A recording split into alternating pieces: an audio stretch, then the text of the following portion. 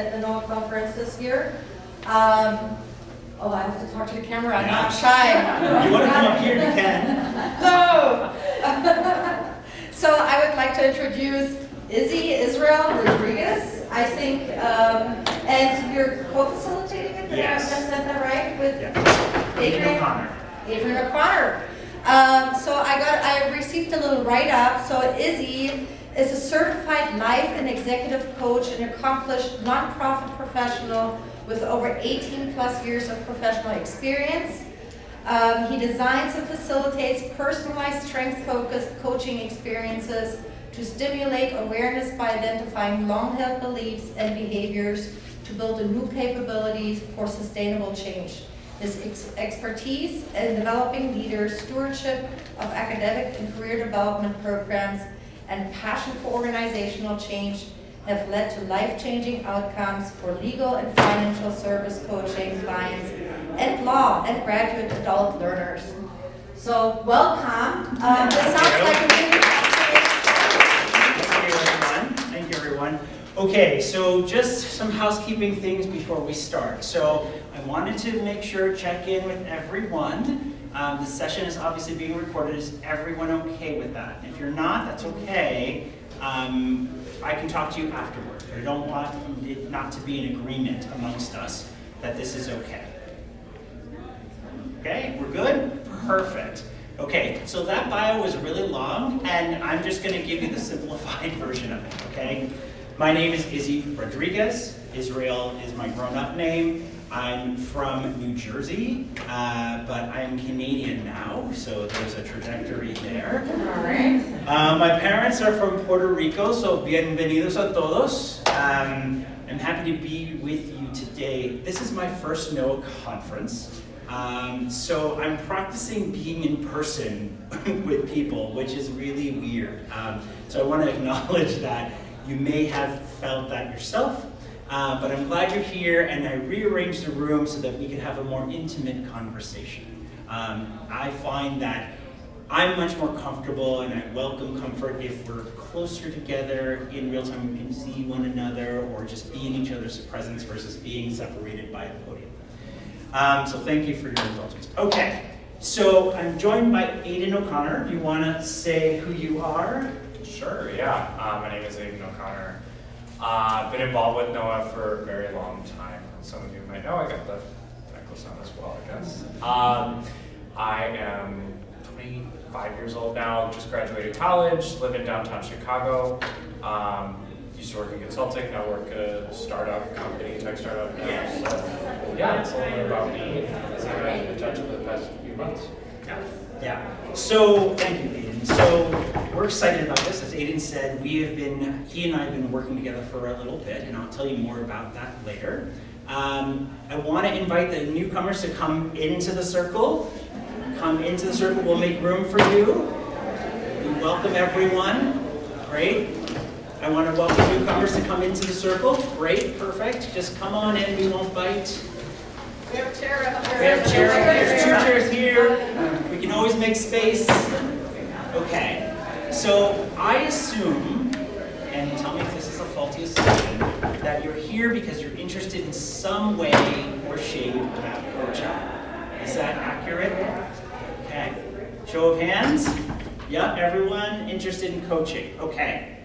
First question. Does everyone know what coaching is? Any? Well, let's have some audience participation. Anyone want to take a guess at what coaching is? Coaching is discussing a certain situation and getting help from a coach to apply and practice and to help you get better. Beautiful. Beautifully said. Thank you. Help you get better. Guiding and motivating your team for a common cause. Guiding and motivating a team, a different kind of coaching, but true nonetheless. Anybody else? To help you achieve whatever you'd like to achieve and setting goals to do it.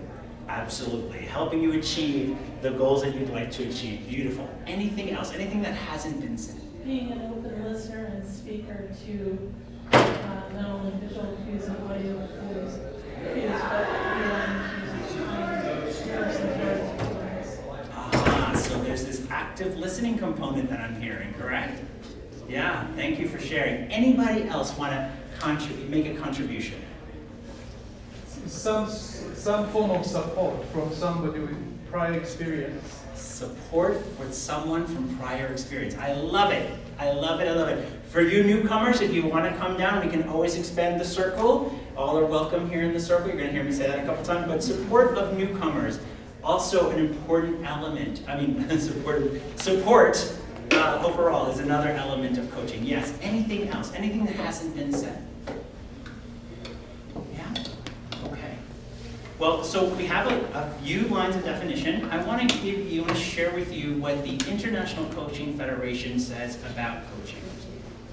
So coaching is a creative process by which a coach and a coachee maximize potential and growth through conversation, right? So you have conversation, and through purposeful conversation is when you really can connect to the ideas, the support, the ways in which you define goals and aspirations for individuals or teams through the coaching process. So it is a collaborative process. I think of it as a dance. The coach brings his or her them's best moves, and so does the client. And they dance around a topic or an issue that is most important to the client.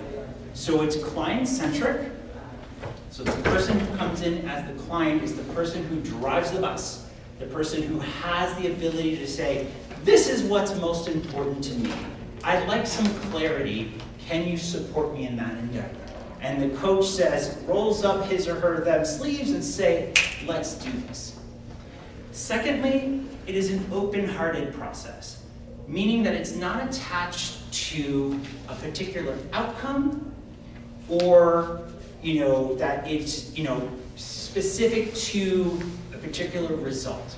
Like, if the client is the person who defines what the coaching engagement is, then the metrics are defined by what the client decides is the metrics, the important metrics to meet. So in the life coaching space, it could mean if the issue or the topic is, well, I want to be able to communicate more clearly with my friends, colleagues, and family.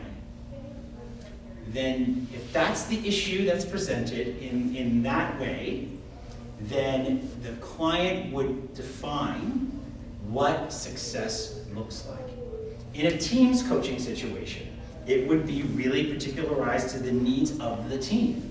What does the team want to accomplish? And so it's a group coaching model where the teams, there's an organizational component, but the teams working on specific things would define what the goal or aspiration is, and then we'll define what success looks like.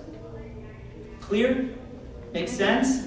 Think about it as a dance. It's a dance between coach and client without attachment to a particular result that the coach drives. It's attached to a client-centered process. The client drives the process, the client identifies metrics, the client identifies what success looks like. We thought this was an important conversation to have here in this space, in this NOAA conference, because as PWAs, Aiden and I come at this experience with similar perspectives. And so here's a little bit about me. I'm a person with albinism. I am trained as a lawyer, so I have a law degree, and my graduate work is in organization and leadership. I, for 24 years, have been working in higher education spaces where I work mostly with graduate students and law students to help them achieve their academic goals.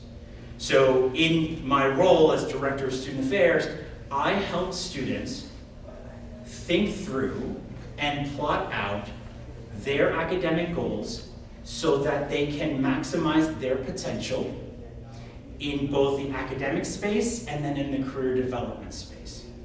So I got there, and it's a natural fit for me. I'm a first-generation college attendee.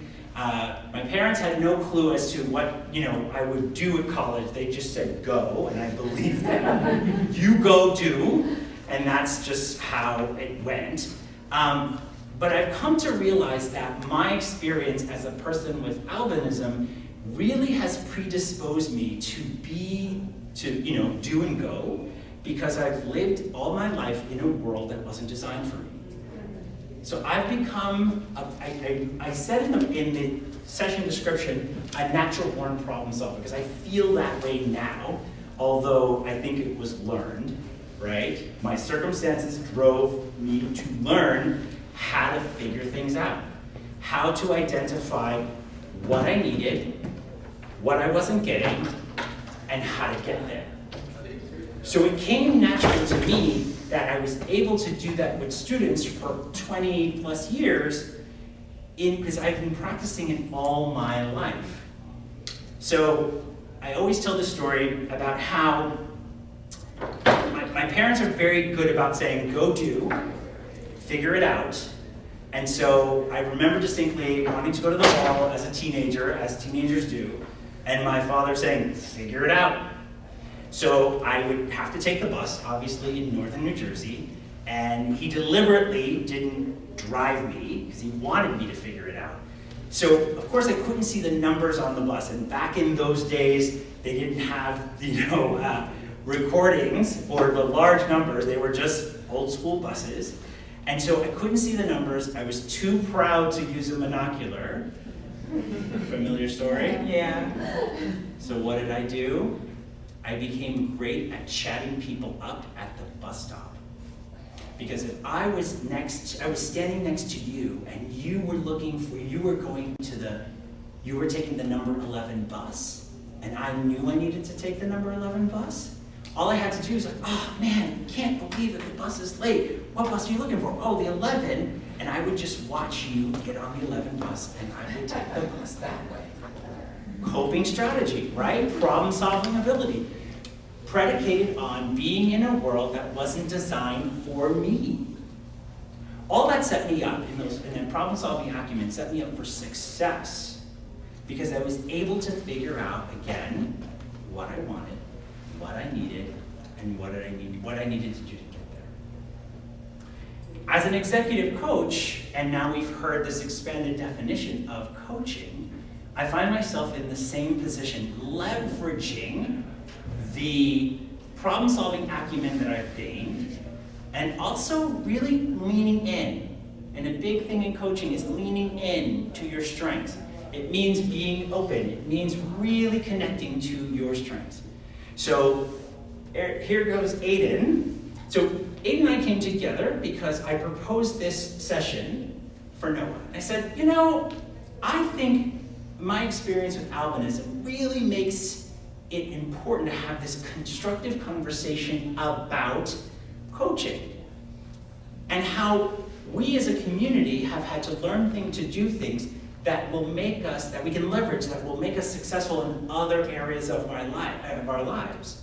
So not just taking the bus, we're asking these important questions as a prerequisite. In law school, it was like I had to figure out all the operational things. How do I make sure that the text is accessible? How do I make sure I communicate with a professor when I'm called on in the Socratic method and they just say, Mr. Rodriguez, please cite the facts of the case, Griswold versus Connecticut, right? So there were all these things that fit. So all these operational considerations that I've had to work on all my life before I even got to the substance of the study of law, or before I even got to the substance of being prepared for a meeting, or anything else that you could think of. So Aiden and I come together. NOAH is generous in their ability to connect me with someone who's interested in coaching, and we met 4 times. And so we met over Zoom. Yesterday was actually the first time we met, which was really surreal, because again, out of practice being in person, but here we are. So we conducted 4 sessions in preparation for this talk, so that you understood the value of coaching based on what we've talked about and based on how I arrived at coaching, but also what Aiden's experience has been. So what we propose to do, and I'm looking at my watch, is do a coaching demonstration in front of a live studio audience, which is scary, right? It's an abbreviated session. okay? So this isn't, indicative of a full coaching session. Usually coaching sessions are about 45 minutes long. They can vary, but usually that's my standard. They have a definitive, beginning, middle, and end. Typically the way things work is that we check in at the beginning. We talk about sort of where we are, so a way of grounding us at the beginning of the talk. Sometimes that's a summary of what transpired before. Sometimes that's a follow-up to the last question that was asked before the prior session ended. And then sometimes it's just a summary of like, okay, this is where we are. And so you can imagine that we've had some substantive conversations so Aiden has defined a topic for himself. Is it okay if I share the topic? Sure. Okay. So I wrote it down so I didn't screw it up. The topic is, so we've done a number of different things, but this is where we started. So Aiden's topic is leadership presence in a business environment despite having albinism. And there are undertones of how do I project confidence even if I display certain visual shortcomings. Now, it's a perfect topic for this venue because when we talk about coaching out loud, we really want to be able to get to how we as a community can leverage our strengths to be able to get to the things that are most alive for us, the most at work for us, the most important for us, right? Agreed? Okay. So as part of, so we've defined it there, and then through conversations, we've really been able to flesh out a number of different new concepts. Aiden is very particularized to defining things, which is great, and I love because we're very closely aligned there. And so there's been a couple of twists and turns, which is typical in coaching. Okay. One of the things that Aiden has also done at my behest is I asked him to complete a questionnaire, the Clifton Strength Finders questionnaire. And so the company that does this is Gallup Clifton Strengths. It's something that anyone can do. The cost is $20, and it will, after you take the assessment, be able to give you your top five strengths. So Aiden did that for his, as for our coaching engagement. And the idea here is this. We've already talked about how, as a person with albinism and problem-solving ability, I've been able to leverage my experience in the world in ways in which that have served me really well. In ways in which I've capitalized on my strengths. The Clifton Strength Finder instrument is more of that. It's more of that any one of you can take right now, cliftonstrengths.com, Gallup Clifton Strengths, but it gives you access to your strengths as defined by the algorithm, as defined by the assessment. It gives you a clue into what the instrument thinks you're good at. So I am a relator. One of my top strengths is relator. Relator means that I'm really invested. A strength of mine is being in relationship with people. I live, breathe, think, everything relationship to people.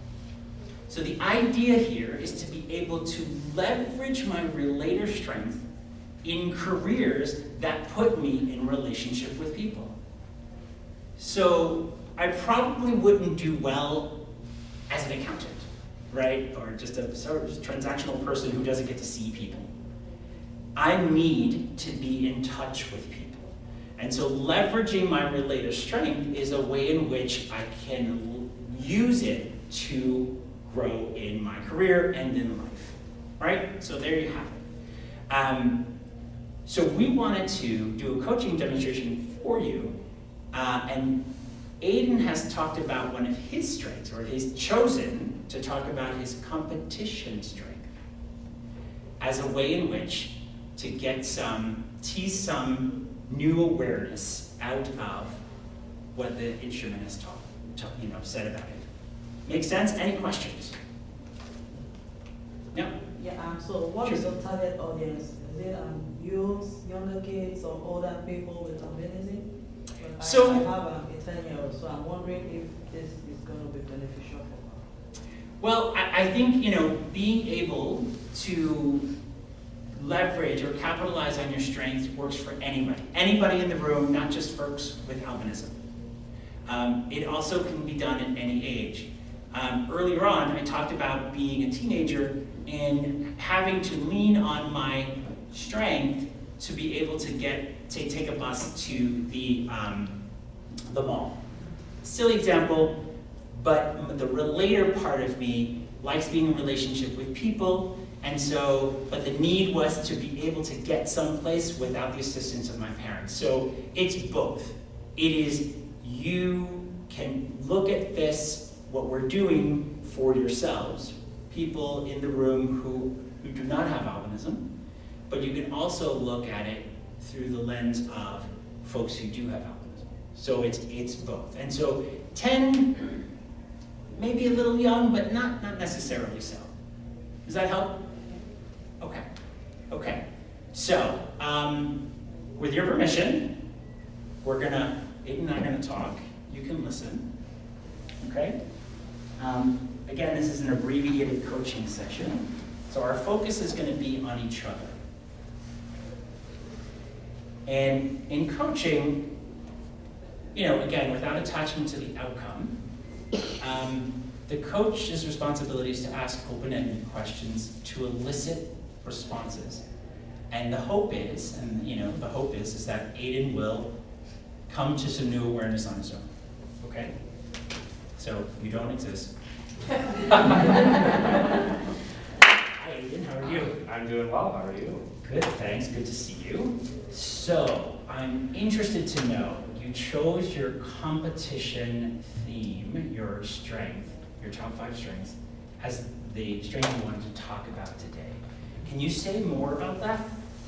I think when I looked through the results of that assessment I took, it was the one that felt the most correct and also the most challenging. So, if I'm remembering correctly, the competition strength defines a person who is able to succeed or achieve success through relativity. So, in relation to some sort of standard. So, like maybe a test where there's a score. You're competing against a higher score or the score you had previously to get a higher one. Or it could be standard competition with other people, a race, exam, any sort of interpersonal competitive activity. So relation to others, relation to other things helps drive me forward. And what's important about those relations, like relation to others and relation to other things and a relation to an instrument? I think what's important is that they motivate me, right? And they motivate me to improve myself. But it's sort of a double-edged sword, and this is where it was challenging to me, in that competition can often lead you to prioritize yourself or your objectives, maybe over commitments you have to other people or other responsibilities. So that's why I was. So there's this expanded awareness piece that I'm hearing. Is that right? Mm-hmm. Okay. Can you say more about that expanded awareness? I think when someone calls you out as you're a very competitive person, but says you probably are also a person who uses competition to look away from certain parts of certain relationships or commitments you have. That's where the awareness came from. What's important about looking away?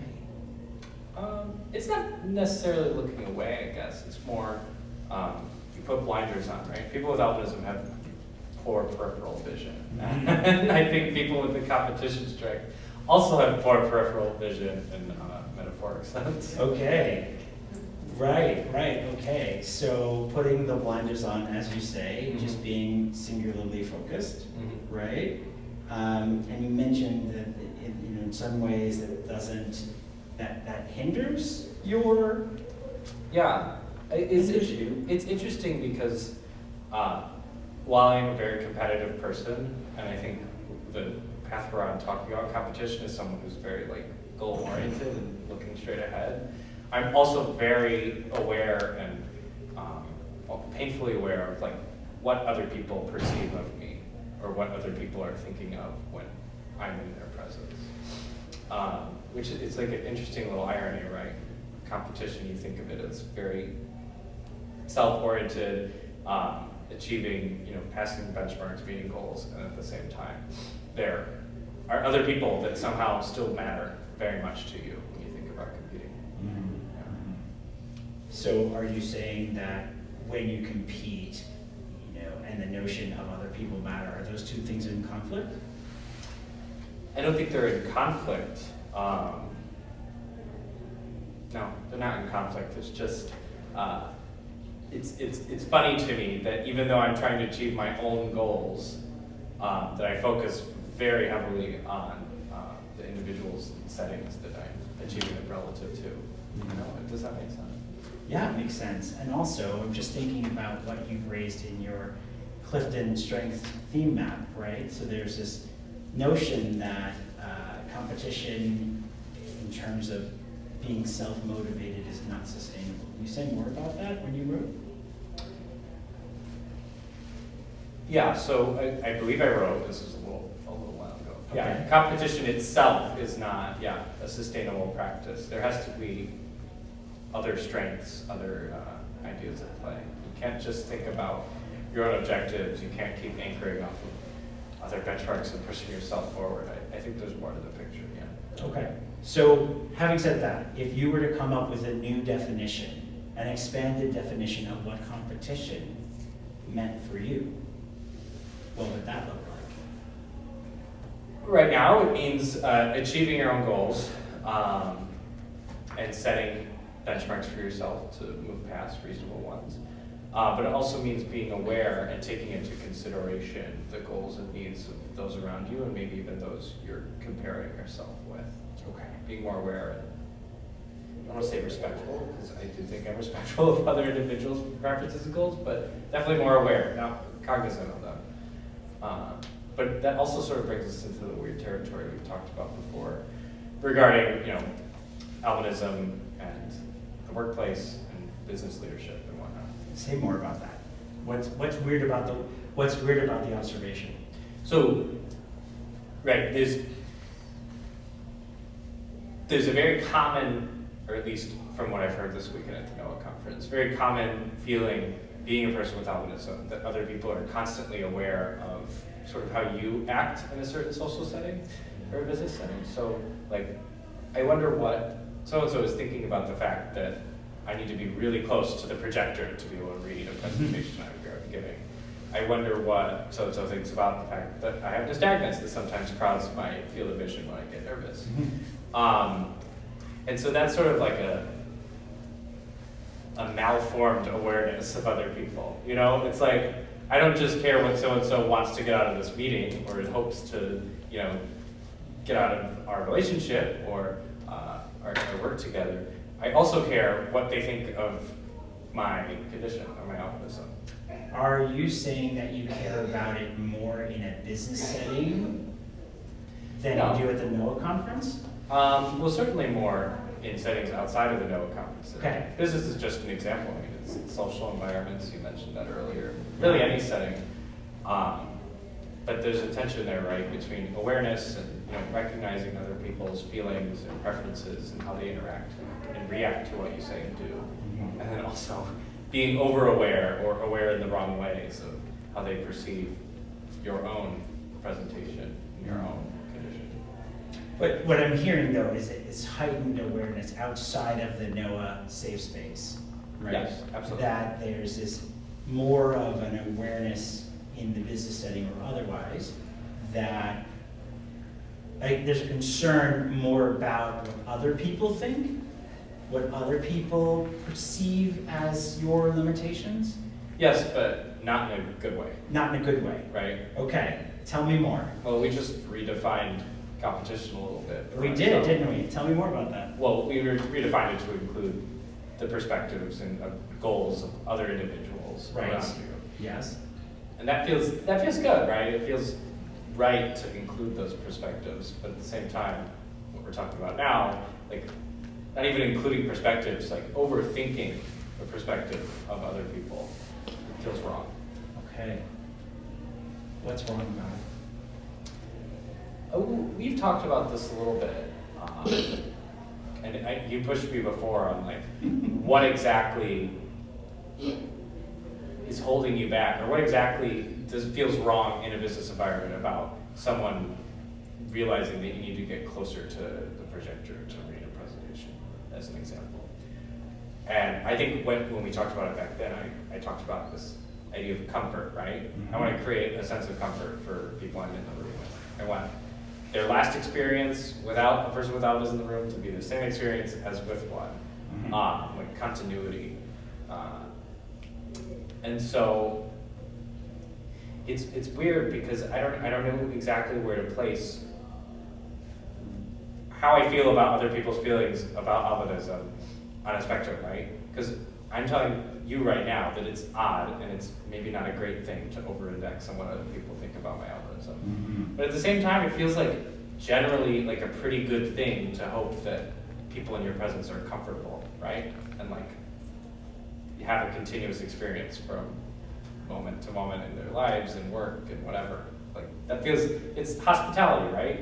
Like the folks who work at the conference center, their goal is for us to move from room to room and have just a seamless experience. There's water, there's hot water, there's tons of iced tea. But those things don't make people feel comfortable. Well, I guess they do make people feel comfortable. This is a component of hospitality. It feels nice. It's a good thing. Nice. Yeah. Yeah. Yet there's something I think we've touched on that is not good, necessarily good, about being hyper aware of folks reacting to albinism in a business or social setting. Is there anything else you'd like to add? Not yet. I don't know how to resolve that yet. Okay. I think this is a good place for us to stop for the second. Let's give Aiden a round